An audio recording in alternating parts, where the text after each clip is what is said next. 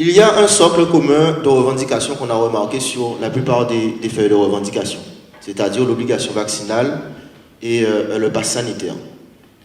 Bien sûr, il y a aussi le socle qui concerne l'eau, mais là, spécifiquement, je vais évoquer le pass sanitaire et l'obligation vaccinale.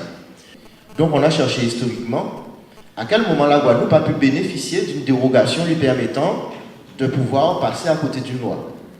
Et à force de chercher dans les dérogations qu'on était capable d'avoir, on est allé chercher une petite histoire qui était assez intéressante et qu'on voudrait vous raconter en 5 minutes.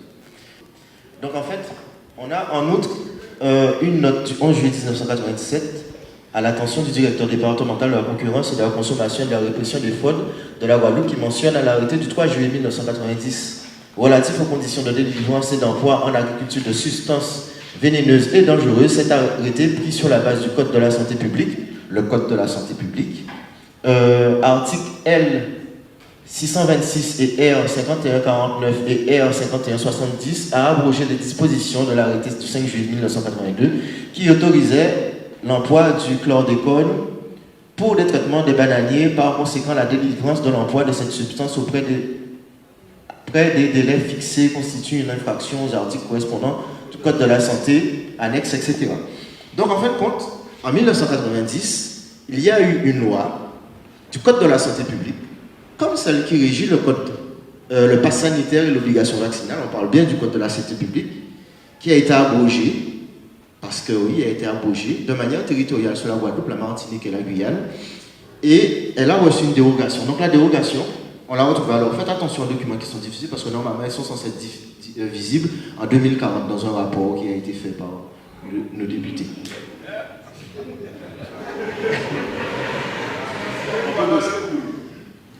Donc en fait, on a un courrier, et regardez en fin de compte, on a une personne qui a écrit au ministre. Et là, en fin de compte, on ne parle pas de l'ensemble des députés, des sénateurs, des présidents de région, présidents du département, par une seule personne.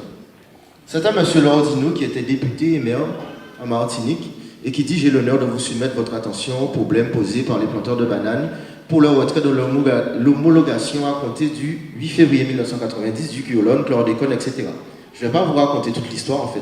Un député a écrit à un ministre lui expliquant que si par rapport à cette application, si on arrêtait d'utiliser la chlordécone, qui est un truc toxique, qui était vraiment là pour tuer nous, on rappelle que la chlordécone était faite pour tuer le charançon noir, et c'était un truc qui existait sur la notice, c'était normalement le charançon et le noir. Mais ils ont trompé, on notice. Donc, ce monsieur a écrit au ministre, et qu'est-ce qui s'est passé quand ce monsieur a écrit au ministre en disant que oui, si on arrête d'utiliser la chlordécone, il y aura des gens qui vont perdre leur emploi. Vous savez, si on continue d'utiliser le pass sanitaire, il y a des gens qui vont perdre leur emploi. Ils ont déjà perdu leur emploi. Et il a expliqué que si on arrête d'utiliser la chlordécone, donc on arrête d'empoisonner des gens, économiquement, le pays risque de sombrer parce qu'on ne peut pas envoyer de bananes chlordéconées en France. Donc, il y avait l'aspect aussi économique. Et si nous, économiquement, on continue à faire en sorte qu'on renvoie des personnes qui vont perdre leur boulot parce qu'ils ne sont pas vaccinés, c'est qu'économiquement, si on a exactement la même situation, mais dans un bilan positif, un même schéma. Alors, de par réflexion, on s'est dit, mais Zoraka voilà nous arriver. Mais par réflexion, qu'est-ce qui s'est passé? Qu'est-ce que le ministre a répondu? Tu peux mettre le dernier, la réponse. Le ministre, gentiment, j'ai sauté une feuille, on va faire une séance de travail dessus après, ensemble. Il lui dit, conformément aux dispositions prévues par monsieur le ministre de l'Agriculture et de la Forêt en juin 1990, et après concertation avec les services officiels de la Martinique et la société La Garrigue, comme quoi que les acteurs de la société civile sont les bienvenus à ce moment-là. Et La Garrigue, distributeur du Kyolone, nous vous accordons à titre dérogatoire une dérogation, un délai supplémentaire d'1 an d'utilisation du Kyolone, machin, il y a le numéro, pour lutter contre le charançon du bananier. Alors il y a d'autres dérogations, mais c'était la 3e dérogation que je veux vous dire, jusqu'au 28 février 1993. Je vous rappelle qu'il est arrêté par d'autres produits, blablabla. Et on a la signature, bien sûr, pour le ministre par l'association de son sous-directeur de la protection des végétaux. Et on a un truc très important, Mitala.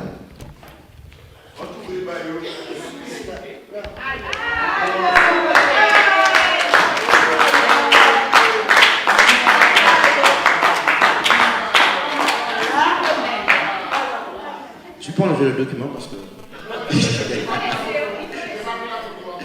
Mettez en go.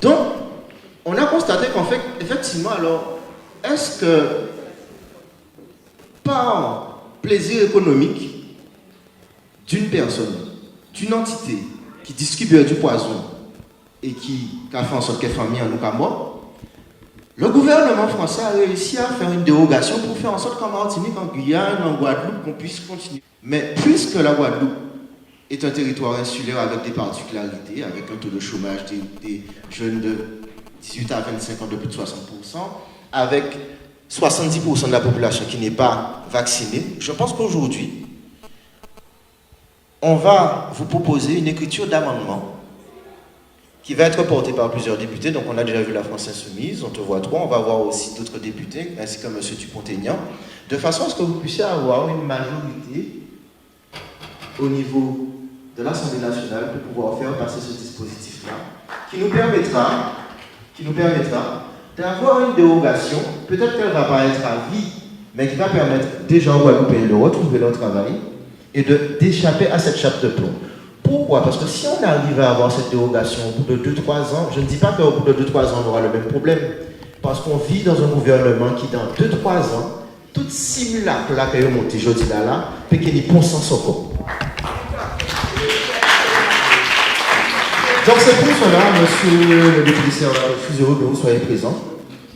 On va faire une proposition d'amendement qu'on va soumettre. On va vous soumettre et on va vous charger, ainsi que d'autres députés qui se sont engagés, à le porter. Et si toutefois, si la mission est capable de faire, si toutefois, nous parlons de Galilloise en France, on demande une adaptabilité comme elle a été faite pour la chlordécone. Et là, c'est pour quelque chose de positif. On va demander à ce que cette loi soit adaptée aux Antilles Guyanes.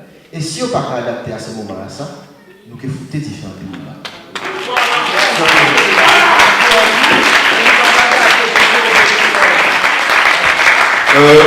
Simplement, j'ai envie de dire que tout ça, c'est on s'est appuyé seulement sur leurs propres propos.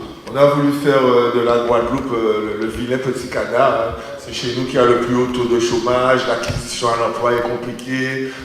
Ça y est. Ben, par rapport à ça, par rapport à cette émergence de problématiques, il faut savoir qu'on ne peut pas rentrer dans tout et n'importe quoi. Ça va secouer lui. Il faut savoir qu'on est avant tout une île de consommateurs hein, et pas de producteurs. Donc qui ne travaille pas ne consomme pas. Donc de toute manière, il était pour nous important de diriger le débat. Et on ne peut pas parler pour un territoire hexagonal qui est à 90% vacciné. Il est hors de question. Et à un petit moment, on va commencer aussi à s'occuper de nous, mais de nous-mêmes. Voilà. Voilà. Eh bien, je voulais vraiment beaucoup vous remercier sincèrement. Voilà, souhaite un travail où vous nous enrichissez, parce qu'on n'a pas la science infuse, donc c'est pas tout, et parfois on ne voit pas le bon chemin. Et la population, vous êtes là aussi pour nous aider, pour nous éclairer. Alors, je dis deux choses par rapport à ce qui vient d'être dit. D'accord avec le principe, totalement d'accord. Ce que vous avez projeté, en fait, c'est un ministre qui, lui, prend un décret. On est d'accord, hein? Y a un industriel qui écrit, et le ministre, lui, il a la capacité de prendre un décret. Donc, en fait, c'est l'exécutif, là, qui a pris un décret. En fait, ça va plus vite encore. Parce que nous, députés, on vote les lois. Donc, après, on prend une minute pour parler un peu de technicité, légistique. En fait, il faut un véhicule législatif pour pouvoir proposer. On se porte de charrette. On charrette pour pouvoir proposer cet amendement que tu vas nous proposer et que j'accepte et que je vais défendre. J'ai une petite idée de comment on va le défendre, hein, je peux te dire.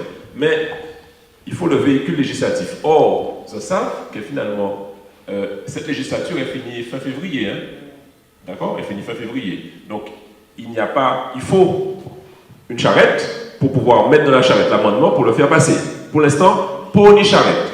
Toutefois, nous étions en réunion avec la France Insoumise et il se trouve que les groupes minoritaires tels que la France Insoumise, ont ce qu'on appelle, droit, une fois par année, à ce qu'on appelle une niche parlementaire.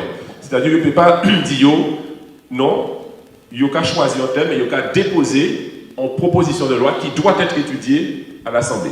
On ne dit pas que ça va être voté, mais ça doit être étudié.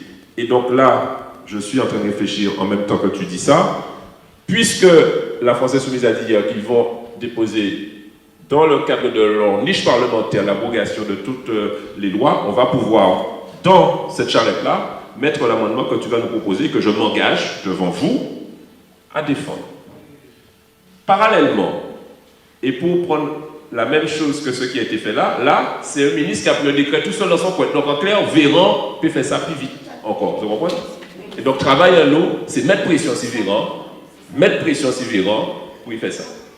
Et donc voilà les deux axes de travail que je vous propose de faire. Et merci encore.